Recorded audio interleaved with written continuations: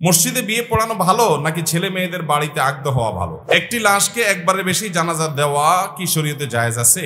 যে সমস্ত বিয়ের মধ্যে নাচনাওয়ালি এনে গান বাজনা করা হয় সেই বিয়ের ব্যাপারে নসিহত করুন। আমার এক বোন 6 ভাই, বোন সবার বড়। আমার বড় বোন পরিবারকে না জানিয়ে বিয়ে করেছে, যার কারণে বাবার মনে কষ্ট। এই সমস্যার কারণে দীর্ঘ 12 বছর বাবা মেয়ের সাথে কোনো সম্পর্ক নাই। বাবা মেয়ের সম্পর্ককে কিভাবে সংযোগ করা যায়, কোরআন হাদিসের আলোকে একটু পরামর্শ দেওয়ার জন্য। এরপরে প্রশ্ন হলো 2 রাকাত নামাজের তাশাহুদ পড়ে দাঁড়িয়ে গেলে করণীয় কি? পা ছুঁয়ে সালাম দেওয়ার বিধান কি? এরপরে প্রশ্ন হলো আমি ফরজ নামাজের শেষ বৈঠকে তাশাহুদ না পড়ে অন্য সূরা পড়ে ফেলেছি, এক্ষেত্রে আমার করণীয় কি? ইসলামে পাতানো ভাই বোন অথবা ধর্মের ভাই বোন জায়েজ আছে কিনা? ভাবির সাথে দেবরের সম্পর্ক কি রকম হবে শরীয়তের বিধান অনুযায়ী? আমাদের সমাজে অনেকে বলে বড় ভাবি মায়ের মতো। এরপরে প্রশ্ন হলো জামাতে নামাজ পড়ার সময় রুকু না পেয়ে ইমাম সাহেব পরের রাকাতের জন্য যতক্ষণ পর্যন্ত দাঁড়াননি বা বসেননি ততক্ষণ পর্যন্ত তাকবীরে তাহরিমা না বেঁধে দাঁড়িয়ে থাকে, এ ব্যাপারে জানতে চাই।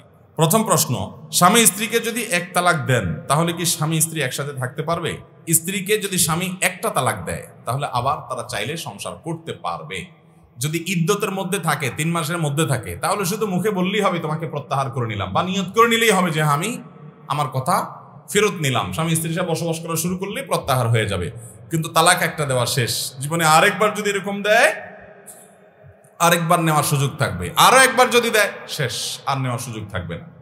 আর যদি 1 তালাক দেওয়ার পরে 2, 4, 6 মাস, 8 মাস, 10 মাস, 1 বছর চলে গেছে, তাহলে তো সম্পর্ক শেষ।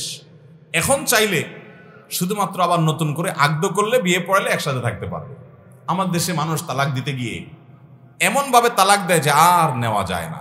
আপনি যদি এইভাবে তালাক দেন 10 বছর পরে আবার চাইলে সংসার করতে পারবেন। এমনভাবে তালাক মারে, যারা তালাক দেয় কয়দিন পরপরই মারে, বউরে মারে, বোর 14 গোষ্ঠী সহ তালাক মারে। এগুলো হলো ছোট লোক, অমানুষ, খারাপ মানুষ। ভালো মানুষ কখনো এইভাবে তালাক দেয় না। এটা নাজায়েজ তালাক। তালাকের মধ্যে তালাকুস সুন্নাহ হলো যে যদি বনিবনা নাই হয়, তালাক দিতেই হয়, তাহলে স্ত্রীর সাথে শারীরিক সম্পর্ক হয়েছে যে পবিত্রতায়, ওইখানে তালাক দেওয়া যাবে না। এরপরে মাসিক আর অপেক্ষা করতে হবে, মাসিক শেষ হয়ে পবিত্র হবে, তারপরে শারীরিক কোনো সম্পর্ক হওয়ার আগে তালাক দিতে হবে। এত সময় কেন শরীয়ত অপেক্ষা করতে বলছে? যাতে করে এটা প্রমাণিত হয় যে আপনার তালাকটা হুট করে হয় নাই, ঠান্ডা মাথায় বুঝে শুনে আপনি তালাক দিয়েছেন, এই জন্য এতগুলো সময় নিয়েছেন। শরীয়ত চায় যে হুটহাট করে যেন সংসারগুলো না ভাঙে। আল্লাহ আমাদেরকে তৌফিক দান করুন। ভাবির সাথে দেবরের সম্পর্ক কি রকম হবে শরীয়তের বিধান অনুযায়ী? আমাদের সমাজে অনেকে বলে বড় ভাবি মায়ের মতো। দেবরের সাথে ভাবির সম্পর্ক হবে কেমন? দেবর যদি পিচ্ছি হয়, 5-6 বছর হয়, তাহলে তো বাবু হিসাব ভিন্ন। কিন্তু দেবর যদি বড় হয়, 10, 12, 14, 15, 16 এর চাইতে বেশি বয়সের হয়, তাহলে সেক্ষেত্রে এই দেবরের সাথে ভাবির সম্পর্ক হবে একজন অপরিচিত পরপুরুষের মতো, বরং তার চাইতে আরো বেশি। কারণ নবী করিম সাল্লাল্লাহু আলাইহি সাল্লামকে জিজ্ঞাসা করা হয়েছিল যে দেবরের সাথে কিভাবে একজন ভাবির আপনার চলাফেরা হবে। নবী সাল্লাল্লাহু আলাইহি সাল্লাম বলেছেন আল হামবু আল মাউত, দেবর হলো মরণ। মরণ চিনেন আপনারা? মরণের মতো। মরণরে দেখে যেরকম মানুষ ভয় পায়, দৌড়ে পালায়, ভাবি দেবর থেকে এরকম পর্দা করবে, দূরত্ব বজায় রাখবে, আবার ভাবি থেকে দেবর দূরত্ব বজায় রাখবে। আমাদের সমাজে যত অপকর্ম আছে এগুলোকে বৈধ করার জন্য শয়তান অনেক মুখরোচক স্লোগান দিয়ে দেয় আমাদেরকে। মুখরোচক শুনতে অনেক সুন্দর শোনা যায়। ব্যক্তি স্বাধীনতার নাম দিয়ে অনেক আকাম আছে না নাই? ঠিক একইভাবে দেবর আর ভাবি তাদের পর্দার বিধানটাকে লঙ্ঘন করার জন্য ইবলিসে একটা জাল হাদিস সাপ্লাই করছে আমাদের সমাজে। সে জাল হাদিসটা হলো বড় ভাবি মায়ের মতন। আচ্ছা, ভাই যদি মারা যায় এই ভাবিকে বিয়ে করা যাবে কি যাবে না? যাবে না? আপনার ভাই মারা গেলে আপনার ভাবির সাথে আপনি বিয়ে করতে চাইলে বিয়ে হবে কি হবে না? যাকে বিয়ে করার সুযোগ আছে সে আবার মা কেমনে হয়? মাকে কি বিয়ে করা যাবে কোনোদিন? বাপ মরে গেলেও যাবে? তাহলে মাকে কখনো তো বিয়ে করা যায় না। মা হলেন রক্ত। তো ভাবি, সে তো তাকে আপনি তো চাইলে আপনার ভাই মারা গেলে, ভাই তালাক দিলে বিয়ে করতে পারেন, সে সুযোগ হতে পারে। যারা বিয়ে করার চান্স আছে সে আবার মায়ের মতো কেমনে হয়? সে হলো বউয়ের মতো। সে হলো কিসের মতো? মানে একজন আপনার স্ত্রী, তার সাথে যেরকম সম্পর্ক ভাবির সাথে সেরকম সম্পর্ক হওয়ার চান্স আছে। এই জন্য এখানে ফিতনা অনেক বেশি হতে পারে। আমাদের দেশে দেবর ভাবি খুনসুটি, দেবর ভাবি কি খুনসুটি, একটু রসিকতা, একটু মজা, হ্যাঁ। আরেকটা আছে ওই যে শালা শালি দুলাভাই, শালি দুলাভাই, এগুলো আমাদের সমাজের শরীয়তে জায়েজ। সমাজের শরীয়ত বুঝেন কি? আমাদের দেশে সমাজে মানুষ কিছু দোষে মনে করে না। শ্বশুর শাশুড়ি জামাই আসছে বাড়িতে বেড়াইতে, শালির সাথে হাতাহাতি করছে, দুষ্টমি করছে, পর্দা তো দূরের কথা, দুলাভাইয়ের সাথে যা খাবার নিয়ে যাচ্ছে, নাস্তা নিয়ে যাচ্ছে। বুড়ি শালি, বুড়ি শালি মানে বালেগ হয়ে গেছে, বড় হয়ে গেছে। এই শালি যা রসিকতা করছে, মজা করছে, আবার দুলাভাইয়ের সাথে ওই ঘুরতে যাচ্ছে, চাইনিজ খাইতে যাচ্ছে একান্তে। শ্বশুর শাশুড়ি বুড়া বুড়ি এগুলোর কিচ্ছু মনে করে না, মনে করে যে আরে দেবর শালি আর দুলাভাই একটুকু সম্পর্ক হয়। এত বেহায়া হয়ে গেছি আমরা, এত নির্লজ্জ হয়ে গেছি আমরা, যে আমরা এগুলোকে স্বাভাবিক মনে করছি। এগুলোকে বলা হয় দায়ুস আল্লাযী ইউকিরু ফি আহলিয়াল খাবাস। যারা তাদের পরিবারে অশ্লীলতা এবং নোংরামিকে সমর্থন করে, এদেরকে বলা হয় দায়ুস।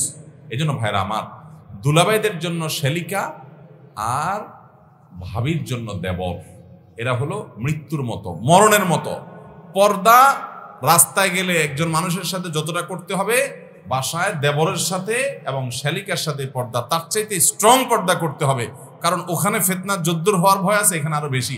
আমাদের দেশে অনেক মহিলা আছে বাহিরে বোরকা পরেন, হাত মোজা পা মোজা পরেন, কিন্তু বাসা আসলে দেবরের ভাত বেড়ে দেন, আছে না নেই? দেবরের সাথে দেখা সাক্ষাৎ করেন, পর্দা পশিদা করেন না।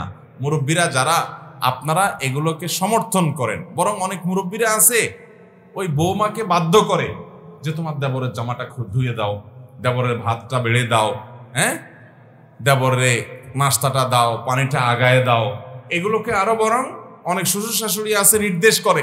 এই শ্বশুর শাশুড়ি তারা শরীয়তের বিধান জানে না, যে নিজেরা হারাম করছেন, হারাম করতে সহযোগিতা করছেন। একইভাবে ওই যে শ্বশুরবাড়ির কথা বলছি পুরুষ মানুষের জন্য, যে সে তার শালিকের সাথে ইয়ারকি ফাজলামি করে, মুরব্বীরা সেটাকে মনে করে না এটা হবে, দুলাভাই শালি এতটুকু হয়। খবরদার, অন্য জায়গার থেকে এখানে পর্দা আরো বেশি করতে হবে। শরীয়তের বিধান না মানার কারণে কয়দিন পরে দেখা যায় যে ওই ভাবির হাত ধরে দেবর পালায় গেছে। ঘটে কি ঘটে না?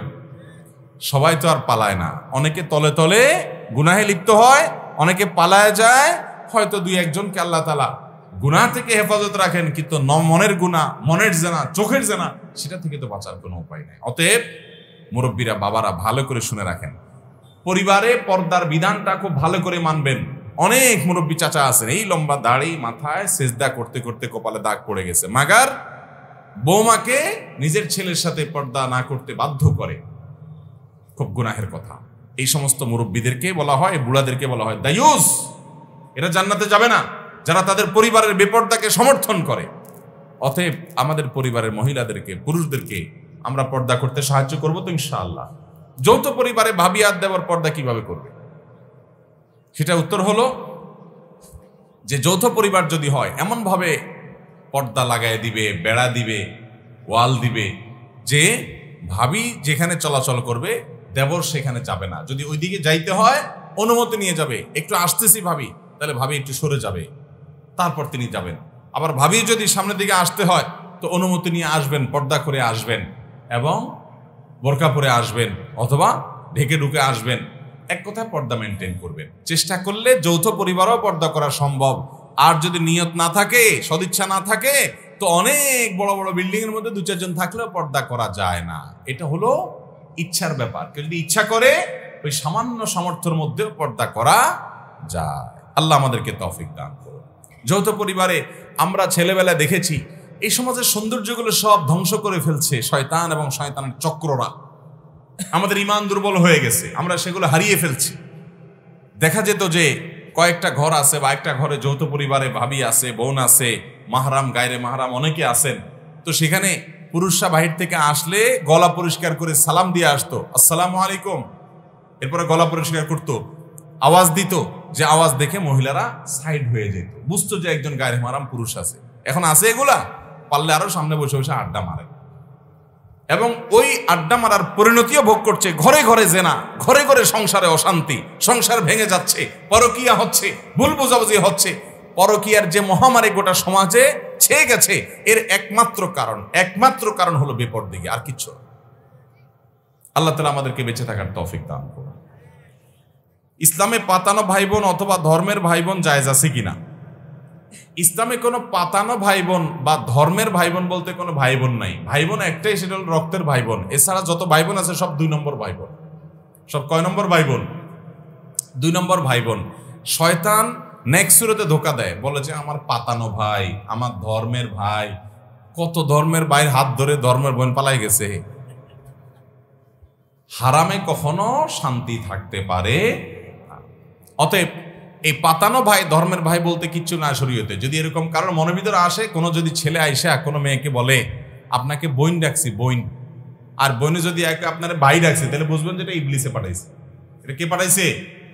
এটা ইবলিসের দূত হিসাবে, রাষ্ট্রদূত হিসাবে আসছে। এগুলোকে সাথে সাথে বয়কট করতে হবে। একজন গায়রে মাহরাম পুরুষ, একজন গায়রে মাহরাম নারী কখনো ভাই বোন হতে পারে। হ্যাঁ, মুসলমান হিসাবে ভাই বলে সম্বোধন করলো, মেয়ে পর্দায় থাকে তাকে বোন বলে সম্বোধন করতো, সেটা আরেক জিনিস। কিন্তু না, ওই যে ভাই বোনের জন্য যেরকম মহব্বত, রক্ত সম্পর্ক, অনেক এরকম পাতান না ভাই বোন আছে, নিজের আসল ভাই বোনের খবর নাই, ওই নকল 2 নম্বরটা নিয়ে যত সব মাখামাখি আছে না নাই? আবার এরকম ধর্মের বাপ ডাকে, আছে ধর্মের বাপ ডাকে, এগুলো সবগুলো 2 নম্বরের। শরীয়তে এগুলোর কোনো অবস্থান নাই, নাজায়েজ কাজ এগুলো। এরপরে প্রশ্ন হলো, আমি ফরজ নামাজের শেষ বৈঠকে তাশাহুদ না পড়ে অন্য সূরা পড়ে ফেলেছি, এক্ষেত্রে আমার করণীয় কি? আপনি শেষে সিজদা সাহু দিবেন, নামাজ হয়ে যাবে ইনশাআল্লাহ। যদি তাশাহুদের জায়গায়, আত্তাহিয়াতুর জায়গায় অন্য সূরা পড়ে ফেলছেন, তাহলে সেক্ষেত্রে আপনি শেষে কি দিবেন? সিজদা সাহু দিয়ে দিবেন, নামাজ হয়ে যাবে ইনশাআল্লাহ। এরপর প্রশ্ন হলো, পা ছুঁয়ে সালাম দেওয়ার বিধান কি? এটা আমাদের দেশে বহুল প্রচলিত একটা কালচার, একটা সংস্কৃতি, যে মুরব্বীদেরকে পা ছুঁয়ে সালাম দিতে হয়। বিশেষ করে নতুন জামাই আসলে শ্বশুর, শাশুড়ি, অন্যদের পা ছুঁয়ে সালাম দিতে হয়। আমরা এটা বিভিন্ন জায়গায় জবাব দিয়েছি। সালাম হয় মুখে, সালামের জন্য কোনো পায়ে হাত দেওয়ার দরকার হয় না। আসসালামু আলাইকুম ওয়া রাহমাতুল্লাহ, এটা হলো সালাম। এই সালাম শিখিয়েছেন আমাদেরকে প্রিয় নবী সাল্লাল্লাহু আলাইহি সাল্লাম। এছাড়া পাও ধরতে হবে সালাম দিতে গিয়ে, এরকম কোনো শিক্ষা কোরআন হাদিসে দেওয়া হয় নাই। এটা হিন্দুদের চরণধুলি নেওয়া, চরণধুলি মানে পায়ের ময়লা নেওয়া, মুরব্বীর পা থেকে ধুলা নেওয়া। সেটা আবার মুসলমানদের মধ্যে আসছে পদধুলি নেওয়া, ওখান থেকে আসছে পা ছুঁয়ে সালাম করা। কথা বুঝতে পারছেন? তো এটা কোনো ইসলামের নির্দেশ না। হ্যাঁ, মুরব্বীদেরকে শ্রদ্ধা করে তাদের কপালে চুমু খাওয়ার কথা, পায়ে চুমু খাওয়ার কথা কোনো কোনো বর্ণনায় পাওয়া যায়, সেটা নিয়ে আলোচনা আছে দীর্ঘ। কিন্তু সালামের সাথে কোনো সম্পর্ক না যে এটা দিয়ে আমি সালাম দিলাম। মুশকিল হলো, নতুন ছেলেরা বিয়ে করার পর যদি শ্বশুরদের পা ছুঁয়ে সালাম না দেয়, শ্বশুরা মনে করে বেয়াদ্দব ছেলে, মনে করে কি করে না। এটা যেহেতু বুঝে না শ্বশুররা, এই জন্য তাদেরকে শ্রদ্ধা সেভাবে করতে হবে। তাদের সামনে কাচুমুচু করবেন, হ্যাঁ, মুস্কি হেসে কথা বলবেন, সবকিছু আগায় জোগায় দিবেন। আপনার আচার আচরণ থেকে উনি বুঝে নিবে যে না, ওর মধ্যে আদবের কোনো কমতি নাই, এবং বুঝাই দিবেন যে পা ছুঁয়ে সালাম কেন করছেন না। ডাইরেক্ট বলতে পারছেন না, আরেকজনকে দিয়ে বুঝাই দিবেন, কিন্তু আপনার আচরণ দিয়ে আপনি পোষায় দিবেন যে আপনার ভদ্রতার কোনো কমতি নাই। আল্লাহ আমাদের সবাইকে বিনয়ী হওয়ার তৌফিক দান করুন, ভদ্র হওয়ার তৌফিক দান করুন। আর পা ছুঁয়ে সালাম না, আমি বিভিন্ন জায়গায় বলি ভাই এই কথাটা, যে সালামের ক্ষেত্রে আল্লাহ বলেছেন যে ওয়াইদা হাইয়িতুম বিতাহিয়াতিন ফাহাইয়ু বিআহসানা মিনহা আও রুদ্দুহা, তোমাদেরকে যদি সালাম দেওয়া হয়, অভিবাদন জানানো হয়, তো যেই ভাষায় অভিবাদন জানানো হবে তুমি তার চাইতে আরো এক কাঠি আগ বাড়িয়ে দিবা, ফেরত রিপ্লাইটা, উত্তরটা আর একটু বাড়ায় দিবা। যদি কেউ আসসালামু আলাইকুম বলে, তুমি ওয়ালাইকুম আসসালাম ওয়া রাহমাতুল্লাহ বলবা।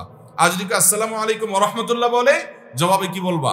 ওয়ালাইকুম আসসালাম ওয়া রাহমাতুল্লাহি ওয়া বারাকাতুহু, মানে একটু বাড়ায় বলবা। তাহলে এখন পা ছুঁয়ে সালাম দিলে যদি সালাম হয়, তাহলে জামাইয়ে শ্বশুরের পা ছুঁইল, তাহলে শ্বশুরের জবাব দিতে হবে না, সালামের জবাব দিতে হবে না? পা ছুঁয়ে সালামের জবাব কি ছুঁয়ে দিবে বলেন? বুঝেন নাই কথা? জামাইয়ে তো শ্বশুরের পা পর্যন্ত নেমে গেছে। আল্লাহ বলছেন সালামের জবাব দিতে হলে যে সালাম দিছে সে যতটুকু দিছে জবাবে আর একটু বাড়াই দিতে হবে। তো জামাইয়ে নামতে নামতে শ্বশুরের পা পর্যন্ত নেমে গেছে, সালাম দিছে বেচারা। এবার শ্বশুরের জবাব দিতে গেলে পায়ের থেকে আরো নিচে নেমে জবাব দিতে হবে। এবার জামাইয়ের কি ধরবে শ্বশুর? হ্যাঁ, কি ধরবে? ও পা জড়াই ধরবে বুকের সাথে। তাহলে বোঝা গেল এটা সুন্নাহ বা কোরআন হাদিস সমর্থিত কোনো আমল না। মুরব্বীরা যারা এটা নিয়ে মনে কষ্ট পান তারা আপনাদের এই ভুলটা শুধরায় নেন, মনে কষ্ট পাওয়ার কিছু না। সালাম হবে মুখে, ছেলে ভদ্র, এটা আচার আচরণ দ্বারা বোঝা যাবে। কত ছেলে বিয়ের সময় শ্বশুরের পা শুয়ে সালাম করতে করতে করতে শেষ, এরপর আপনার মায়েরা নিয়ে চুরে আছে না নাই? তাহলে এই পা শুয়ে সালাম দিলে ছেলে ভদ্র আর নাহলে ছেলে বেদ্যপ, এত সহজ হিসাব নিকাশ করা যাবে। আমরা সুন্নত মেনে চলবো। নবীজি আমাদেরকে সালাম শিখাইছেন না শিখান নাই? কিভাবে সালাম শিখিয়েছেন? মুখে সালাম। সালাম কখনো পা ধরে হয়, কিছু ধরাধরির কাজ দরকার নাই, এটা মুখে সালাম দিবেন। আচ্ছা, এরপরে প্রশ্ন হলো 2 রাকাত নামাজের তাশাহুদ পড়ে দাঁড়িয়ে গেলে করণীয় কি? এই ভুলটা আমাদের প্রায় হয়। ধরেন আপনি ফজরের 2 রাকাত সুন্নত পড়তেছেন, সুন্নত পড়লে 2 রাকাত সুন্নত, অতএব দ্বিতীয় রাকাতে আপনি সালাম ফিরে ফেলবেন, তাশাহুদের পরে দুরূদ পড়বেন, দোয়া মাসুরা পড়বেন, পরে সালাম ফিরে নামাজ শেষ করবেন, তাই না? এখন দেখা যায় নামাজে আমাদের মনোযোগ না থাকার কারণে বা অন্য যে কোনো কারণে হোক, দ্বিতীয় রাকাতে আমার সালাম ফেরানোর জায়গা আমি এটাকে 4 রাকাত বিশিষ্ট নামাজ মনে করে উঠে দাঁড়ায় গেলাম। কি হবে এখন?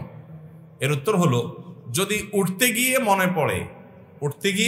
মনে পড়ে এখনো সোজা হয়ে দাঁড়ান নাই, বরং বসার দিকে বেশি ঝুঁকা আছেন, জাস্ট একটু উঠতেছেন, এর মধ্যে মনে পড়ে আরে আমি তো 2 রাকাত নামাজ পড়তেছি, আমার তো দাঁড়ানোর কথা না, তাহলে ওই অবস্থা আবার ফেরত বসে যাবেন, বসে সালাম ফিরে ফেলবেন, নামাজ হয়ে যাবে। সিদ্ধা সাহুটাও কিচ্ছু লাগবে না যদি একটু উঠতে গিয়েই মনে পড়ে যায়। বুঝেন নাই?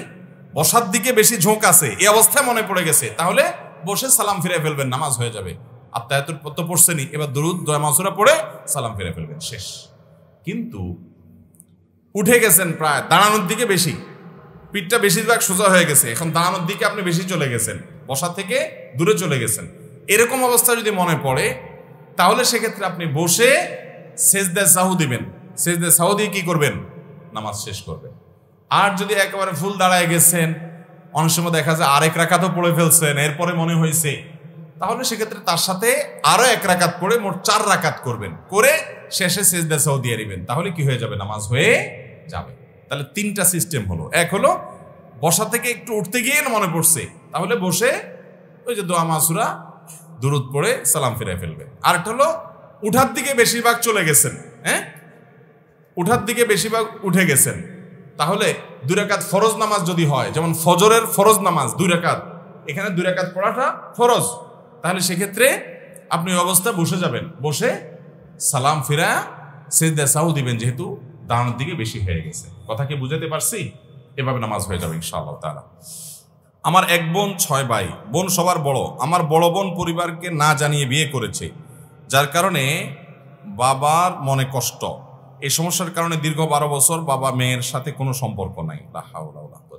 বাবা মেয়ের সম্পর্ককে কিভাবে সংযোগ করা যায়, কোরআন হাদিসের আলোকে একটু পরামর্শ দেওয়ার জন্য অনুরোধ করব।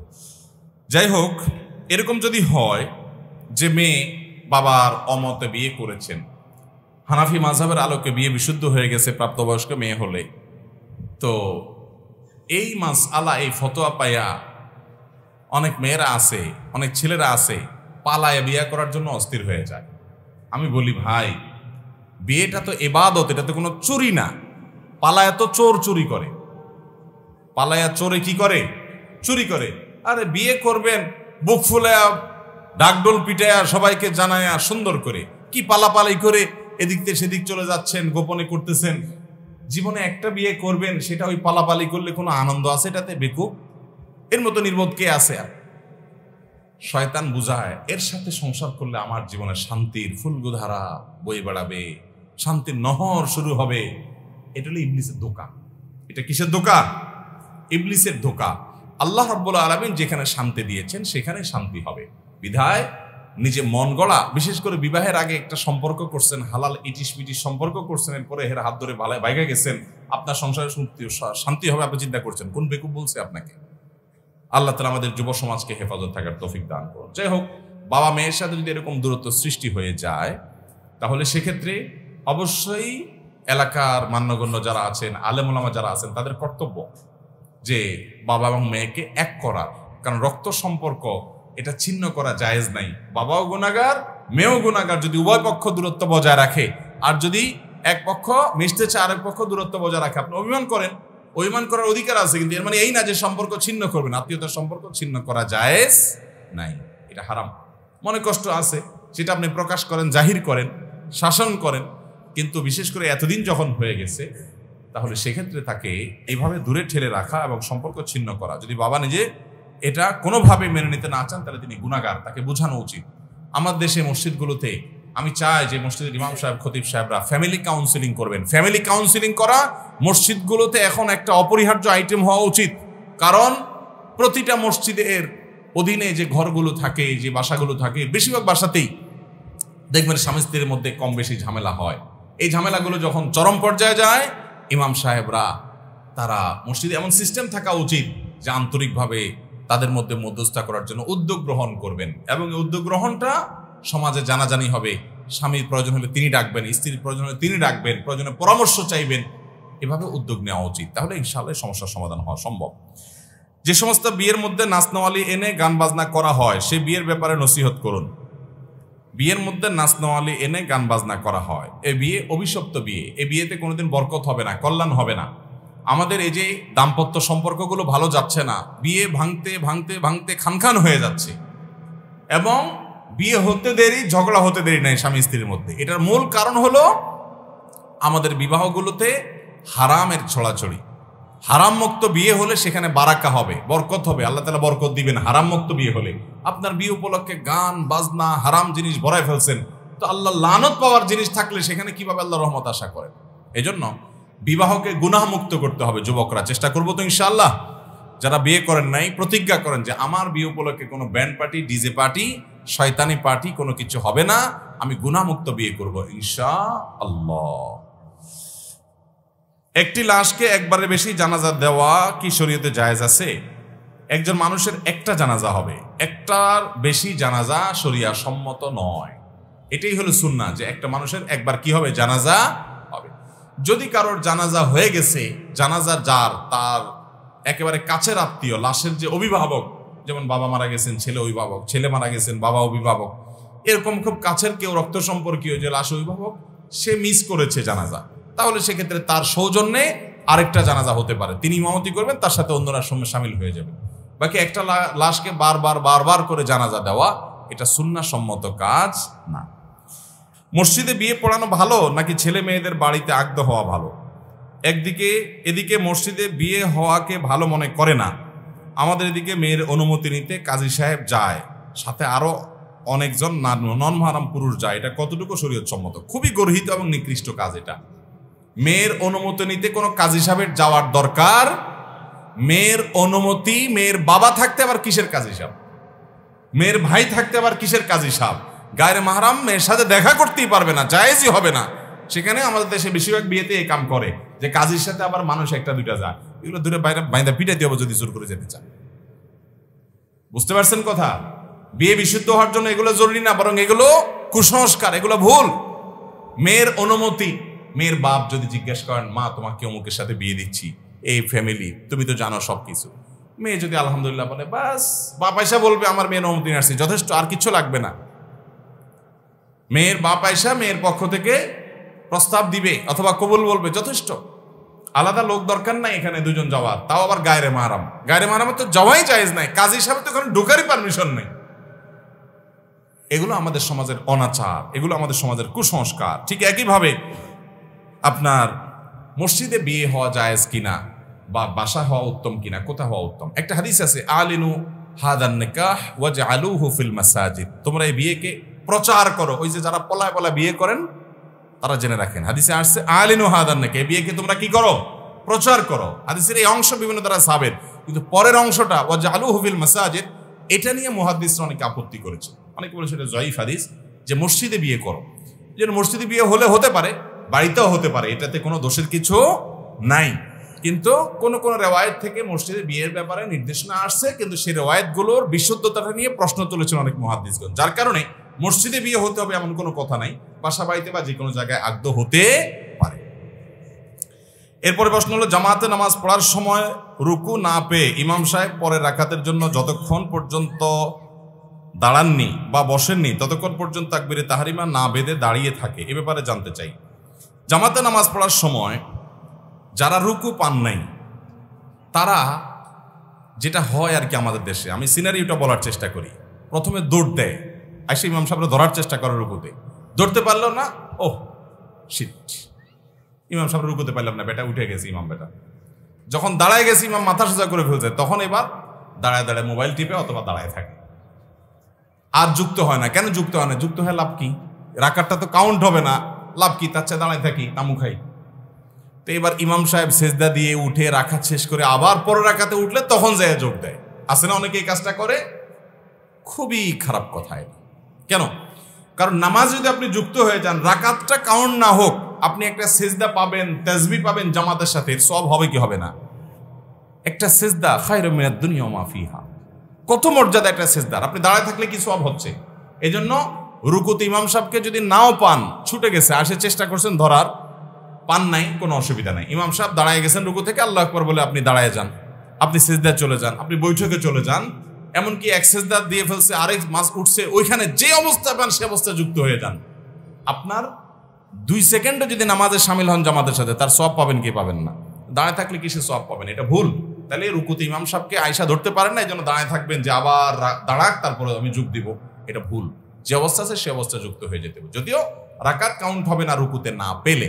আর রুকুতে ধরার জন্য ইমাম সাহেবকে দৌড় দিবেন না, আস্তে আস্তে যাবেন। নবী সাল্লাল্লাহু আলাইহি ওয়াসাল্লাম বলেছেন, ফামশু আলাইকুম বিসাকিনা, ইমামকে ধরার জন্য তোমরা আস্তে আস্তে যাবে, ধীরস্থিরতার সাথে যাবে, তাড়াহুড়া করে যাবে না।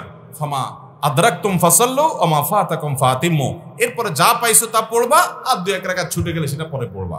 আল্লাহ আমাদেরকে সঠিকটা আদায় করার তৌফিক দান করুন।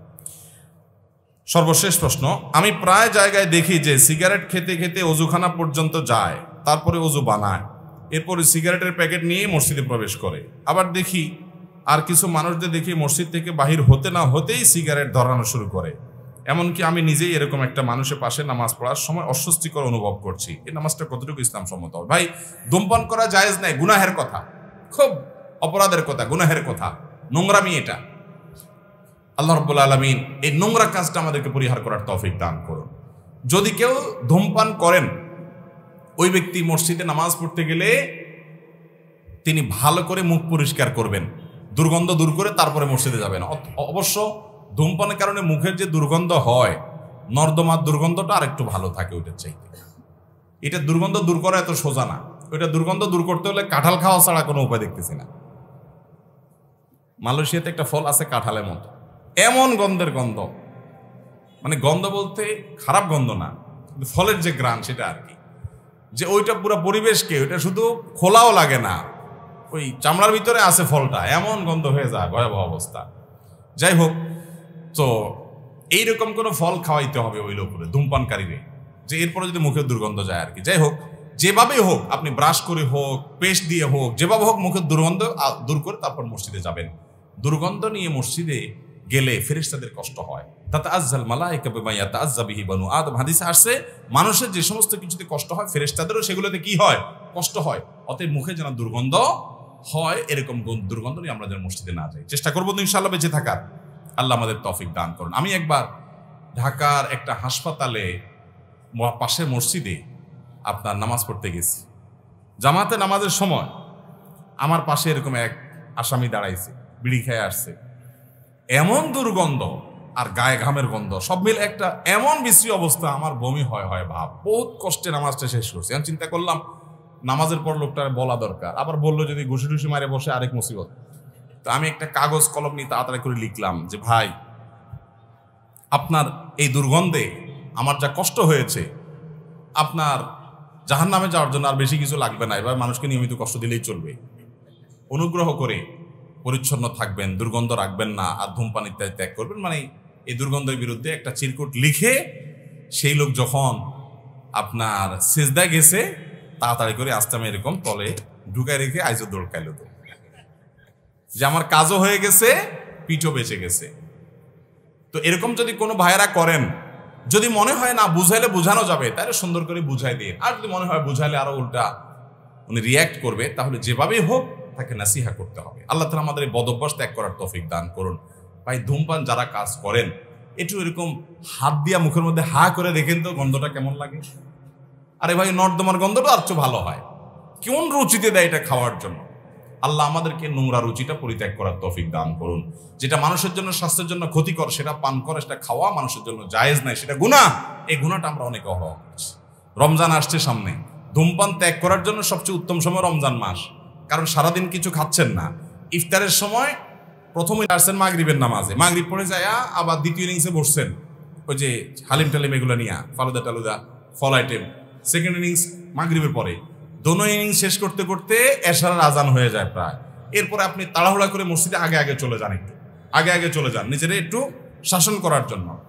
তারাবি পড়ে আসতে আসতে রাতে শোয়ার সময় হয়ে যায়, চটপট চালাকি করে তাড়াতাড়ি শুয়ে পড়েন। এই টাইমটা একটু কষ্ট করে টিকেন, এরপর ঘুম থেকে উঠলে তো সাহারি খাবেন, আবার রোজা শুরু হয়ে যাবে। একটা মাস এক্সারসাইজ করলে ইনশাল্লাহ দেখবেন ধূমপান ত্যাগ করা অনেক সহজ হবে। আমরা অনেকে ধূমপান ত্যাগ করতে মনে করি যে রমজানে কেমনে সম্ভব। রমজানে হিসাব করেন 13 ঘন্টা যদি রোজা হয়, ইফতারিতে 1 ঘন্টা যায় 14 ঘন্টা, তারাবিতে 1 ঘন্টা যদি যায় তাহলে 15 ঘন্টা, আসা যাওয়া মসজিদে আবার আরো 1 ঘন্টা মিলায় ধরেন ওযু টুজু সহকারে 16 ঘন্টা, সাহারিতে যদি 1 ঘন্টা হয় 17 ঘন্টা, আর 6 ঘন্টা ঘুমান 23 ঘন্টা, শেষ তো।